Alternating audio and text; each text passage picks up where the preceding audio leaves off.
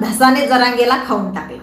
हे मान्यच करावं लागेल, हे मान्यच करावं लागेल। धसाने जरांगेला खाऊन टाकला। अरे भाई आगे आगे देखो होता है क्या। SIT तर तुझ्यावर लागलेली आहे रे 420 माणसा, बरं का। SIT तुझ्यावर लागलेली आहे आणि लवकरच त्याची चौकशी पण चालू। पकडून अस्तर दाखवा मला, चौकशी करून अस्तर दाखवा मला, आत टाकून अस्तर दाखवा मला। अशी लोक बाबू बाबू बाबू बाबू बाबू अशी लोक रस्त्यावर येतील ना, डोळे फटक। तुम्ही म्हणसाल मग हे काय झालं, हे काय केलं, फक्त हात लावून दाखवा मला। ही भाषा करोडो मराठ्यांचं नेतृत्वाची ही भाषा। आता याचं म्हणणं काय माहिती का, जरांगेचं म्हणणं असं आहे की काहीच भेटून राहील बरं का। वाल्मिक कराडना जिथं मर्डर झालं त्या घटनास्थळी हजर होता किंवा त्या पोरांनी त्याला उचलून नेला ना तिथं होता ना, काहीच संबंध नाही, काहीच नाही। तर याचं म्हणणं काय आहे आता ना, त्याचं काही रेकॉर्डिंग सापडत आहे ना, काही कशात वस्तू सापडत नाहीये। मग आता काय 302 लावायचंय ना, मग आता काय याचं म्हणणं काय माहिती का, त्याने घरात बसून कट रचला।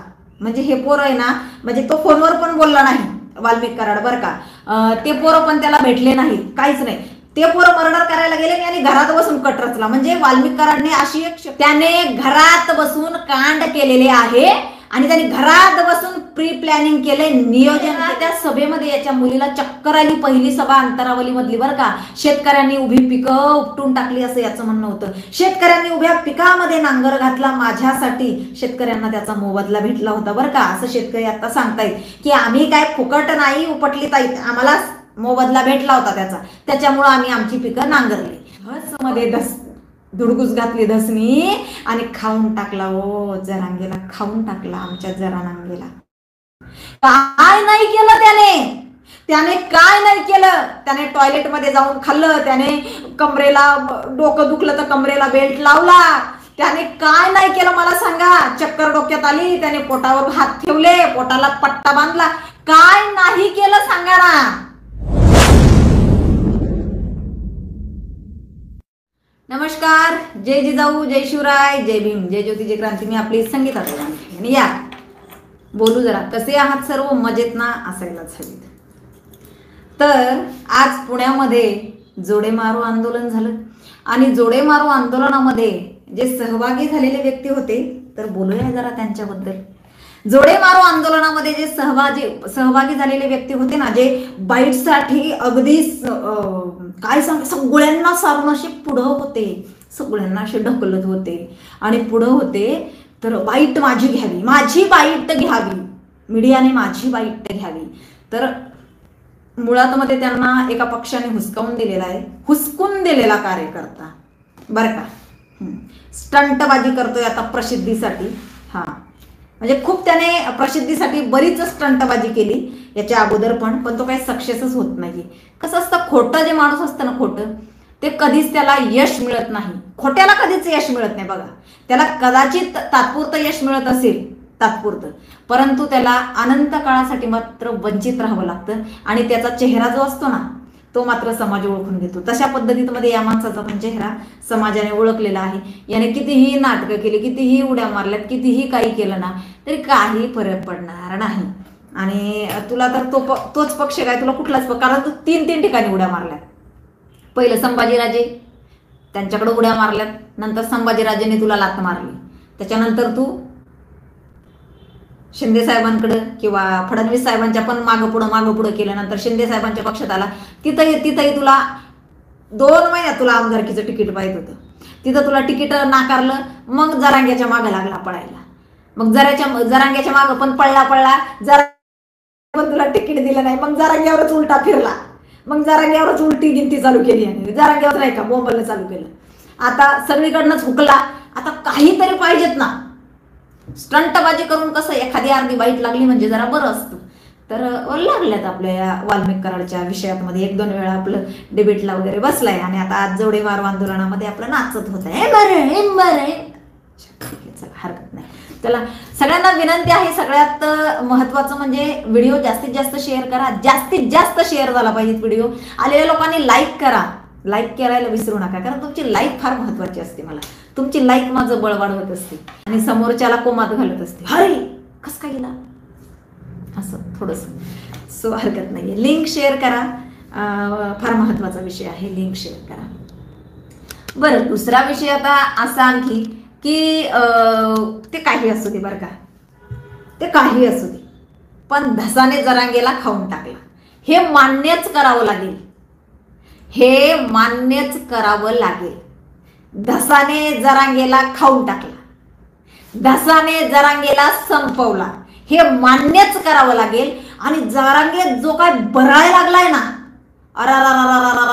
असा बरायला लागला माणसानं की मीडिया त्याच्याकडे येईना, किंवा त्याच्या बाईट जास्त लागेना टीव्ही चॅनलला, किंवा जे नाही का 1 तास भर असायचं ना त्याचं फार. तर कदाचित आता मी बोलल्यानंतर लक्षात ठेवा, मी बोलले नाही की दुसऱ्या दिवशी त्याच्यावर अंमलबजावणी होत असती. उद्या कदाचित 1 तासाची, अर्ध्या तासाची त्याची बाईट असणार आहे उद्या मुलाखत बरं का. ते सरोदे आणि आपले ते आहे ना गोदाम, दोघं जण करतील ती अर्धा तासाची उद्या बाईट असणार आहे त्याची. कारण काय झालं माहिती का, धस आल्यापासून आहे ना ही मीडिया आहे ना आपलं त्याचं काहीतरी 4-5 मिनिटाचं दाखवतंय. हो असं कुठं असतंय का, सारखं धसच्या मागं पळताय? असं नसतं मीडिया. 2 वर्षापासून तुमचं मनोरंजन करतोय, 2 वर्षापासून तुम्हाला किती पैसा कमवून दिला हो जरांगेनी. आणि असं तुम्ही धसाला तर तुम्ही लगेच त्याला डावलून लगेच धसकडं पळत पळत आणि लगेच असं कुठं असतंय का? असं नसतंय, असं नाही करायला पाहिजे, चुकीचं आहे ना हे. तर चालू. आता याचं म्हणणं काय माहिती का, जरांगेचं म्हणणं असं आहे की काहीच भेटून राहील बरं का. वाल्मिक कराडना जिथं मर्डर झालं त्या घटनास्थळी हजर होता, किंवा त्या पोरांनी त्याला उचलून नेला ना तिथं होता ना, काहीच संबंध नाही, काहीच नाही. तर याचं म्हणणं काय आहे आता, ना त्याचं काही रेकॉर्डिंग सापडत आहे ना, काही कशात असतो सापडत नाहीये. मग आता काय 302 लावायचंय ना, मग आता काय याचं म्हणणं काय माहिती का, त्याने घरात बसून कट रचला.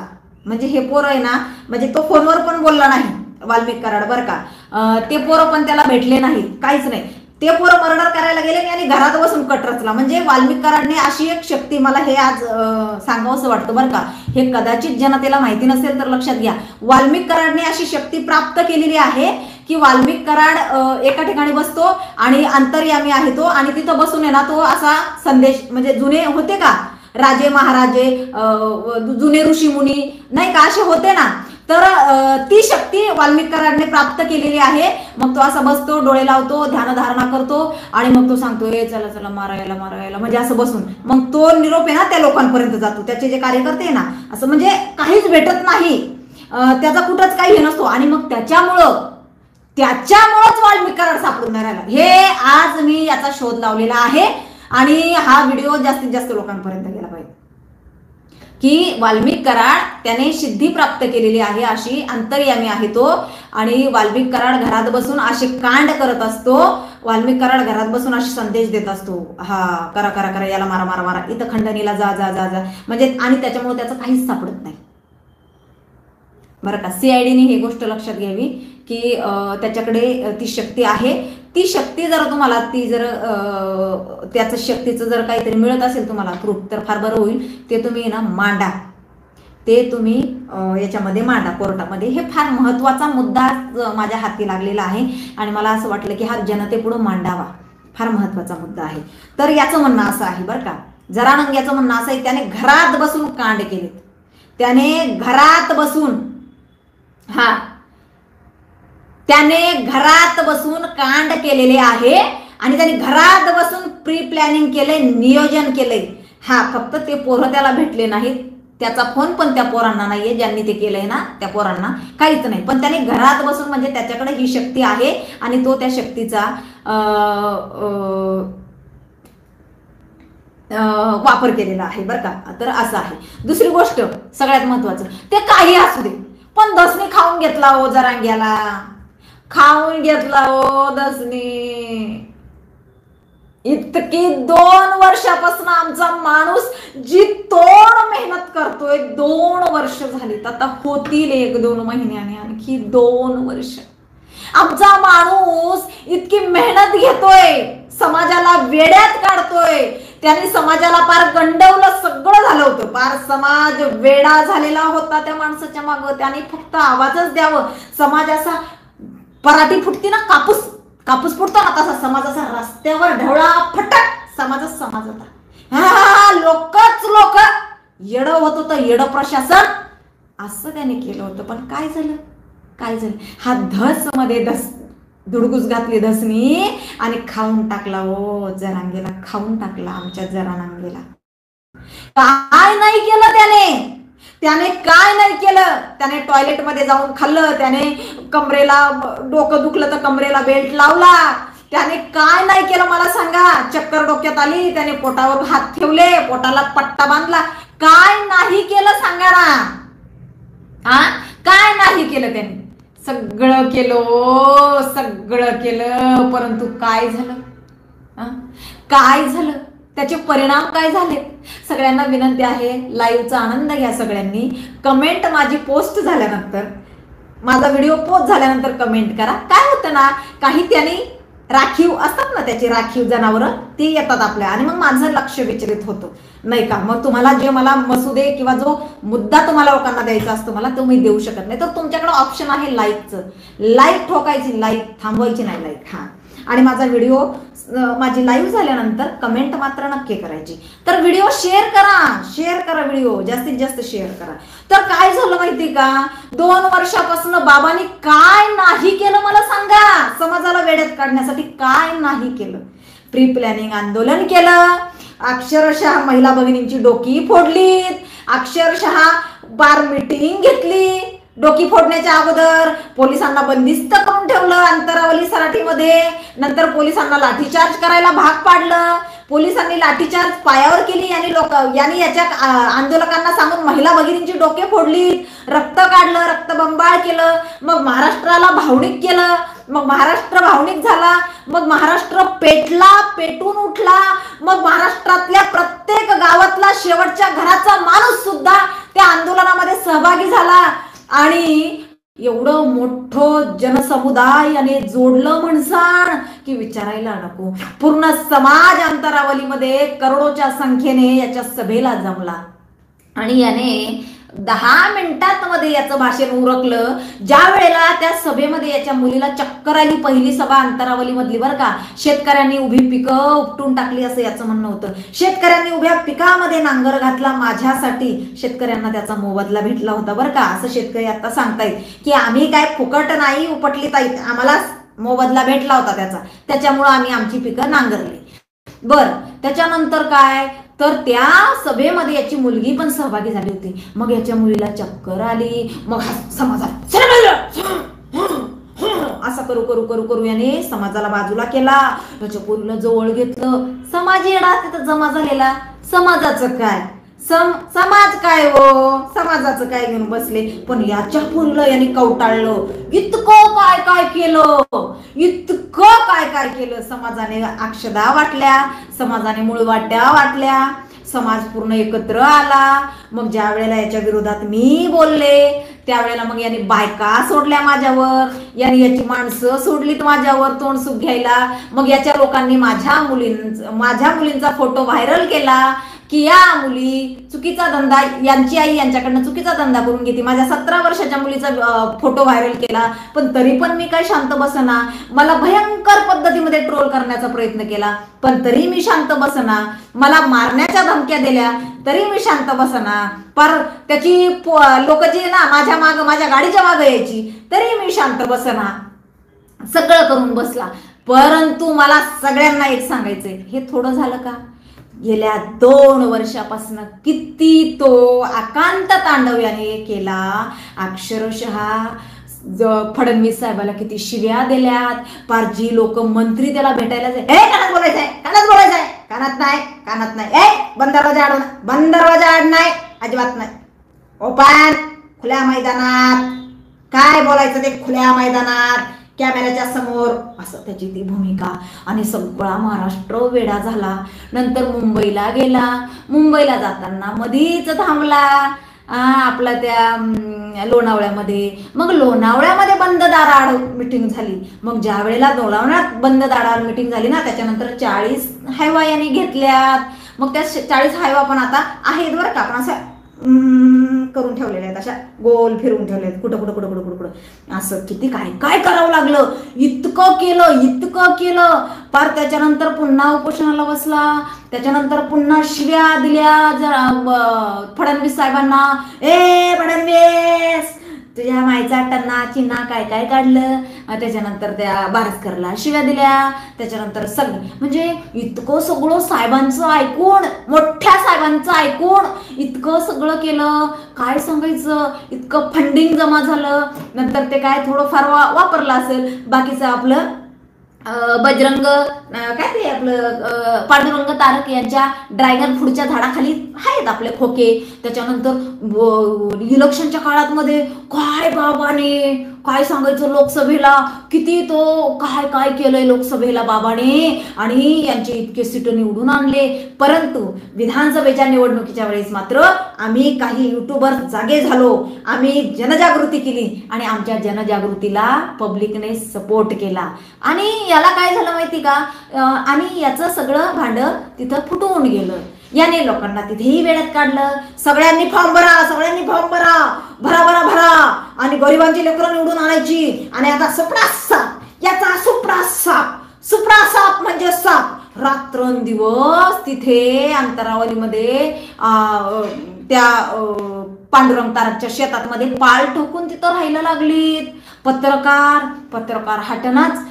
जरांगे उठला, जरांगे बसला, जरांगे बाहेर आला, जरांगे आत गेला. अगदी सगळं इतकं काय काय केलं. आणि मग ते अपयश आलं विधानसभेला. नंतर लोकांना कळलं तरी बाबा काय आपला पब्लिसिटी वगैरे, फुलं ते उधळून घेणं वगैरे काय.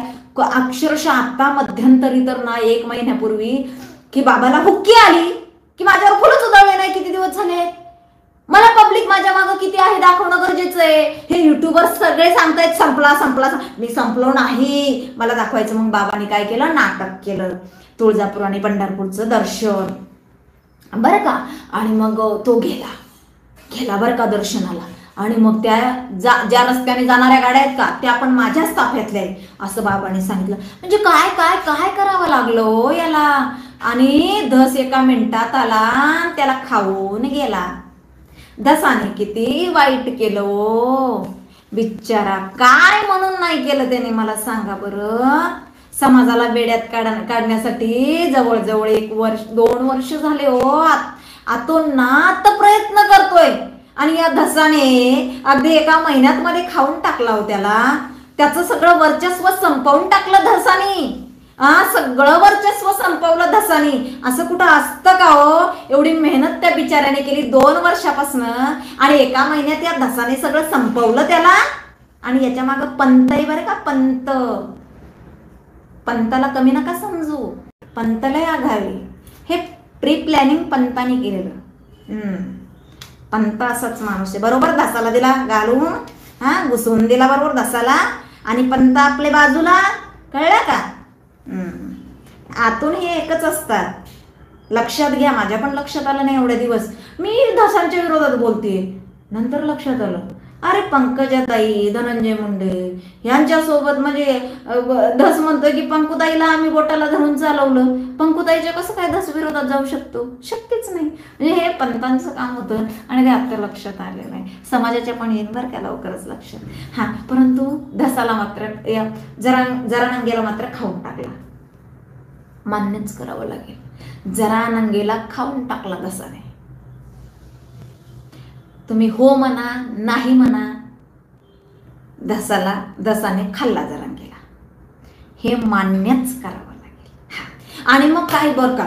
आणि अशा पद्धतीमध्ये तर मला वाईट वाटतं थोडंसं. कारण 2 वर्ष झाले तो बाबा आतोनात प्रयत्न करतोय. गोधडीत अक्षरशः गोधडी अंगावर घेऊन त्याच्या आत काजू बदाम खातोय. काय काय नाही केलं त्याने. काय कुठला पायंडा असेल की तो या माणसाने वापरला नाही मला सांगा. काय नसन केलं समाज वेडा करण्यासाठी, समाजाला वेड्यात काढण्यासाठी. पण धस आला आणि खाऊन गेला बघा याला. धसाने सगळं संपवलं एका महिन्यात मध्ये. असं नाही करायचं धस बाबा. पंतांनी सांगावं तुम्ही ऐकावं. संपवला की हो तुम्ही. मीडिया येईना, आली तरी काय आपलं त्या धन्या मुंडेला बघतोच, त्या धन्याला बघतोच, असं चालू आहे आता. मला तर वाटतं काही दिवसांनी ते दगडी बिगडी रस्त्याने असं होतं की काय, असं झालंय आता. असं वाटायला लागलं, भीती वाटायला लागली मला की असं घडतंय का, काही दिवसानंतर असं घडेल का, अशी भीती वाटायला लागली मला आता. तर अशा पद्धती घडलेल्या आहेत आणि ह्या चुकीच्या आहे असं मी तरी म्हणेल की हे जे घडलंय ते फार चुकीचं घडलंय. कारण बिचाराने अगदी गेल्या 2 वर्षापासून इतका अतोनात प्रयत्न केला, समाज इतका वेड्यात काढला होता, इतका जमावला होता, धस आला आणि एक गोटा मारून गेला आणि खेळ सगळा उधळून गेला की हो, सगळा खेळ याने उधळवला बघा याने खेळ धसाने. तर हे बरोबर नाही बरं का अध्यक्ष महोदय, हे अध्यक्ष महोदय, पंत अध्यक्ष महोदय, तुम्ही जे केलंय हे बरोबर नाही केलं, अजिबात तुम्ही बरोबर नाही केलं. आता हा म्हणतो बरं का, अरे तू समाजाचा नेता आहे म्हटल्यावर काही चुकलं असेल तर जोडे मारो आंदोलन वगैरे हे करत असतात, ह्या सगळ्या गोष्टी सहन करायच्या असतात. ज्या वेळेला आपण चळवळीमध्ये घुसतो तर चळवळीत घुसल्यावर ह्या सगळ्या गोष्टी सहन करायच्यात ना, परंतु नाही. कसं काय मला जोडे मारले, मला जोडे मारो आंदोलन, हा तुझी ती गँग, ती गँग तुझी लाभार्थी गँग.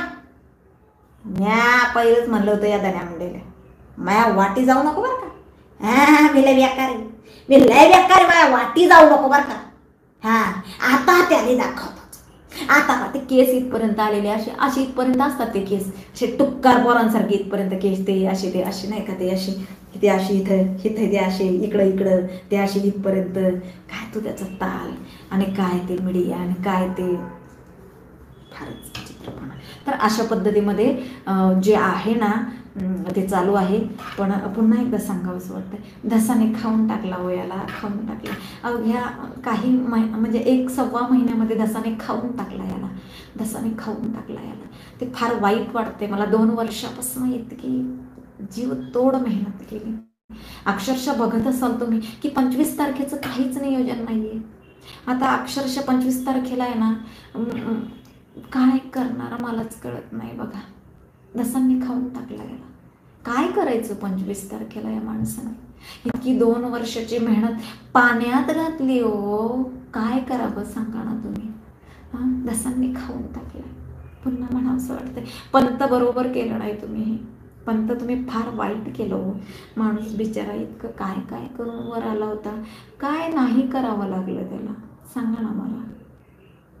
खूप काही करावं लागलं, किती खोटं वागावं लागलं, किती बंडल मारावे लागलेत, किती वेळा स्टेटमेंट बदलावं लागलं, किती वेळा पलट्या खाव्या लागल्या.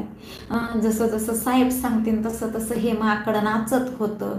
साहेबांनी दोरी वडली की माकडाने नाचायचं. पण आता मात्र असं झालं की धसाने खाऊन टाकलं. काय करायचं सांगा. चुकीचं आहे ना हे, चुकीचं आहे. असं नाही करावं, नाही करावं असं. एखाद्याचं भविष्य आयुष्य असं संपवू नये. पण एक लक्षात ठेवा, मी वारंवार सांगत होते की खोट्याला आहे ना, खोट्याला बरं का, खोट्याला फार लवकर प्रसिद्धी मिळते, परंतु खोटं तितक्याच लवकर खाली येत असतं. कारण ते खोटं आहे ना. खोटं जास्त दिवस टिकत नसतं, लक्षात ठेवा. खोटं असतं. मी वारंवार सांगत असते, खोटं जे आहे ना ते अंधार शोधतं आणि खरं जे आहे ना ते प्रकाशात येण्यासाठी तडफडत असतं. खरं अंधारात राहू शकत नाही. खऱ्याला प्रकाश हवा असतो आणि खोट्याला अंधार हवा असतो. त्याला माहिती, मी जर प्रकाशात आलो तर माझा चेहरा उघडा होईल, मी कळेल लोकांना मी खोटा आहे. त्याच्यामुळे ते खोटा काय करतो, लपण्याचं काम करतो. चोर असतो ना खोटा. तर याचं जे आहे ना खोटं, हे उघडकीस आलेलं आहे, समाजाच्या लक्षात आलेलं आहे आणि समाजाने याला असा काही फेकलेला आहे ना, पकडून अस्तर दाखवा मला, चौकशी करून अस्तर दाखवा मला, आत टाकून अस्तर दाखवा मला. अशी लोक बाबू बाबू बाबू बाबू बाबू अशी लोक रस्त्यावर येतील ना, डोळे फटक. तुम्ही म्हणसाल मग काय झालं, हे काय केलं, फक्त हात लावून दाखवा मला. ही भाषा, करोडो मराठ्यांचं नेतृत्वाची ही भाषा. अरे भाई आगे आगे देखो होता है क्या. SIT तर तुझ्यावर लागलेली आहे रे 420 माणसा, बर का. SIT तुझ्यावर लागलेली आहे आणि लवकरच त्याची चौकशी पण चालू होणार आहे. होणार. पंत आहेत बरं का, पंत. मला राग येत होता पंतांचा 2 दिवसापासून, पण आज जरा बऱ्याच लोकांनी मला फोन करून काही काही गोष्टी, मग कळा पंत लयच खतरनाक आहे. पंताचा नाद नाही करायचा, पंताचा नादच करायचा नाही, लक्षात घ्या. हरकत नाहीये. आता काय माहिती का, मला असं वाटतं 1-2 दिवसात परत कदाचित ऍडमिट होऊ शकतो बाबा. तब्येत चांगली नाही. मला सांगा ना, जालन्याच्या दुसऱ्या दिवशी कुठं धाराशिवला मला वाटतं हे होते ना, मोर्चा होता. जालन्यात गेला नाही, म्हणजे गेला परंतु स्टेजवर गेला नाही. तिथनं डायरेक्ट कुठं गॅलेक्सीला गेला. गॅलेक्सीला ते इंजेक्शन असं करून घेतलं, ते थोडंसं दाखवलं आणि नंतर दुसऱ्या दिवशी डायरेक्ट सुई हाताला लावूनच बाबा तिथं. बरं तिथं आला तू, तुला काय परत सलाईन लावायचं नव्हतं, मग तू सुई कशाला हातामध्ये ठेवली. मला याचं गणितच कळलं नाही बरं का अजून, की धाराशिवला तू ज्या वेळेला आला ना त्यावेळेला सुई तुझी हातातच होती. ते कारण तू ते असं करायचं ना लोकांना दिसावं म्हणून, कारण सुई इथं होती, लोकांना काय ते दिसत नव्हतं, ते जरा इथं लावायला पाहिजे होती ना, म्हणजे लोकांना दिसलं असतं बोलताना. मग ते असं करायचं म्हणजे लोकांना दिसली पाहिजे सुई हातात ठेवून आला. बघा ना, मोर्चाला सुई हातात सुई आणि आला, किती काळजी समाजाची. तर ते असं असं करू करू भाषण होतं, असं करू करू करू भाषण होतं ते धाराशिवला. आणि दुसऱ्या दिवशी सुई काढली, मग जरा सलाईनच लावायचं नव्हतं तर ते सुई ठेवून का आला होता. काय काय नाटकं करावे लागतात. 4-4 माणसं याला तिथं माईक जवळ न्यायला.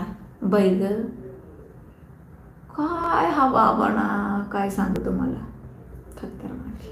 चला हरकत नाही, लाईक करा रे, लाईक करा आणि व्हिडिओ जास्तीत जास्त शेअर करा. तर मस्त का, स्वस्त राहा, जगा आणि जगू द्या. उद्या पुन्हा नवीन विषय घेऊन तुमच्या समोर येणार असतो. पण तुमची संगीता दैवानकडे. गुड नाईट, शुभरात्री, श्री स्वामी समर्थ. जय हिंद, जय महाराष्ट्र, जय हिंदू राष्ट्र. जाताना एक सांगते, लक्षात ठेवा, आपल्या देशाला संविधान लागू आहे. जे काही चालू आहे ना, आपल्या संविधानावर विश्वास ठेवायचा, आपल्या कायद्यांवर विश्वास ठेवायचा. जर ते आरोपी गुन्हेगार असतील, बाकीचे तर आहेच, परंतु ते ज्यांच्यावर ज्यांचं नाव घेतात ते जर गुन्हेगार असतील तर त्यांच्यावरही गुन्हे सिद्ध झाल्यानंतर त्यांनाही आपण, आता त्यांचे आरोप सिद्ध झाल्यानंतर आपण त्यांनाही गुन्हेगार म्हणूच. परंतु जोपर्यंत त्यांच्यावरचे आरोप सिद्ध होत नाही तोपर्यंत आपल्याला त्यांना गुन्हेगार म्हणण्याचा अधिकार नाही. त्याचबरोबर मला हेही सांगायचं की त्या व्यक्तीच्या, वाल्मिक कराड यांचे मला वाटतं हजारो त्यांच्या क्लिप आहेत की त्यांनी लोकांना कशा पद्धतीत मदत केली. मला स्वतः बीडमधनं म्हाताऱ्या बायकांचे फोन येत आहेत, विधवा महिलांचे फोन येत आहेत की ताई माझ्या लेकीचं सगळं शिक्षण त्यांनी घेतले. म्हाताऱ्या बायका सांगतात माझ्या लेकाने मला सांभाळलं नाही पण मला दर महिन्याला त्याच्याकडनं पैसे येत होते. ताई बोल ग बाई, ताई माझा लेकच होता तो. म्हणजे मला काय म्हणायचं, मी जे खरं आहे ना ते मानते. जर त्यांनी या चांगल्या गोष्टी केल्या तर त्याचं कौतुकच, त्या गोष्टीचं कौतुकच. जर त्याचा आता जरांगेचं म्हणणं काय आहे आज की त्याने घरी बसून प्लॅनिंग केलं, त्या प्लॅनिंगचं कुठंच काही नाही आहे. घरी बसून त्याने कसं प्लॅनिंग केलं बरं, हे CID वाल्यांना आणि SIT वाल्यांना पण सापडून नाही राहिलं काहीच. त्याच्यामुळे तर त्यांना ताब्यात हवंय ना, की आम्हाला काहीच सापडून नाही राहिले, ताब्यात हवंय आम्हाला माणूस. म्हणजे आम्हाला कसून चौकशी करता येईल, काहीतरी भेटलं पाहिजेत ना. अरे कसे गुन्हे दाखल करायचे, कोर्ट पण त्यांना जाग विचारेल, फटकारेल ना कोर्ट पण. काहीच नसताना तुम्ही कसं काय गुन्हे दाखल करताय म्हणून. तर हरकत नाहीये, आपल्या देशाला संविधान लागू आहे. मी पुन्हा एकदा सांगते, संतोष दादा देशमुख यांच्या मारेकऱ्यांचं समर्थन नाही, त्यांच्या मारेकऱ्यांना त्याच पद्धतीत मारावं, परंतु निष्पाप व्यक्तीचा बळी जाऊ देऊ नये, एवढं लक्षात ठेवा.